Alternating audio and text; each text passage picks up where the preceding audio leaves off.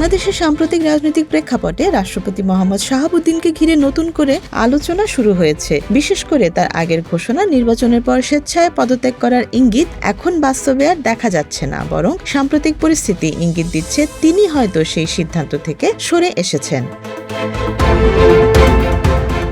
নির্বাচনের আগে দেশের রাজনৈতিক অঙ্গনে ছিল চরম উত্তেজনা। কে ক্ষমতায় আসবে, কোন দল সরকার গঠন করবে, এসব নিয়ে চলছিল নানা হিসাব নিকাশ।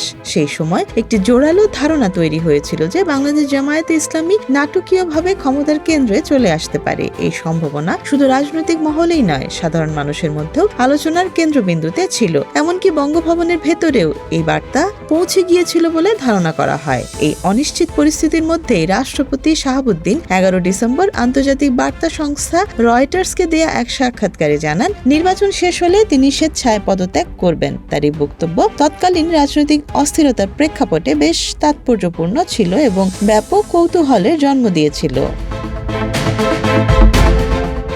তবে নির্বাচনের ফলাফল ঘোষণার পর পুরো রাজনৈতিক দৃশ্যপট বদলে যায়। বাংলাদেশ জাতীয়তাবাদী দল বিএনপি জয়লাভ করলে তাদের নেতারা এটিকে প্রত্যাশিত ফল হিসেবে উল্লেখ করেন।